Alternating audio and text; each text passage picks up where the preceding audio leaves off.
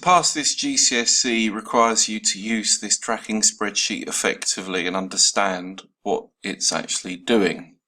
There are three main sections that I want to look at. There's the area where your points appear, there's the area where the instructions are kept, and then there's this area down here where the grade boundaries have been put.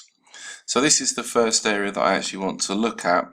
These marks for B61, the exam B63, the second exam, and then units B62 and B64, they've all come from last year's OCR figures, so they're not 100% correct. However, they're the best thing that we have to go on at the moment. So this is purely a guide to what is possibly going to be roughly the amount you need to get for each grade, for each unit.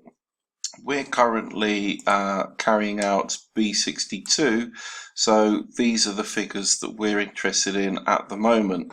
And from this you can see an A star is worth 53, an A 46, a B 39, and so on, down to anything between 0 and 11 will be a U. You then come up here, we'll have a look here. You've got tasks to do as you do them. If I think they're sufficient for OCR, their requirements, these will go green.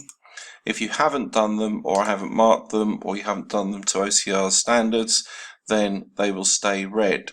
I then award you a score based on what you've done. Sometimes it will be out of 10, sometimes out of 20, depending on the section that you're doing. Other units are built differently.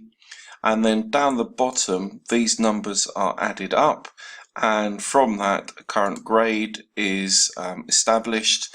You have a target grade that's been given to you, so the final section here just shows you how many points you still have remaining to get to that target grade.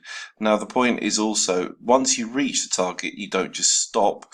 You want to get as many points as you can, because eventually all of the grades will be added up, and that will be what's used to give you your grade for the whole GCSE. The final section are these instructions down the side. These are the things that OCR want you to show in your evidence, and these are the things that I will be asking you to show me how you've done them, and just to try to build up a picture, portfolio of what you're doing during the controlled assessment. So your job is to read these and say, right, I haven't done that one. Shows evidence of working with others. Well, what does that mean? Sometimes it's quite clear, sometimes less so. And if you have any doubt at all what that means, then you have to come to me to ask, what does that mean? And I will explain to you what these tasks are. So for mark band 1, for the first few marks, these generally are quite easy. As you go into mark band 2, they get harder, and then as you go into mark band 3, they get harder still. If you're aiming for a good pass, a C or a B grade, then you want these to be going all green. If you're aiming for the top end marks, the A or the A star, then you want a very good proportion of these going green.